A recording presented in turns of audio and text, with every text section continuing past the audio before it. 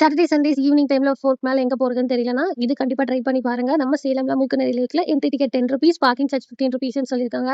So இந்த ticket வாங்கிட்டு நம்ம உள்ள போகும்போது இந்த மாதிரியான ஷோ பீசஸ்லாம் வச்சிருக்காங்க. ஃபோட்டோ எடுக்கிறதுக்கு ஒரு நல்ல ஸ்பாட்ஸ். வெயில் டைம்ல போகாதீங்க. அவாய்ட் பண்ணிருங்க. ஏன்னா வெயில் டைம்ல போனீங்கன்னா உங்களால என்ஜாய் பண்ண முடியாது. ஒரு 4 ஆர் 5க்கு அப்புறம் நீங்க போனீங்கன்னா, பிளசன்ட்டான ஈவினிங் அங்க ஸ்பெண்ட் பண்ற மாரி இருக்கும்.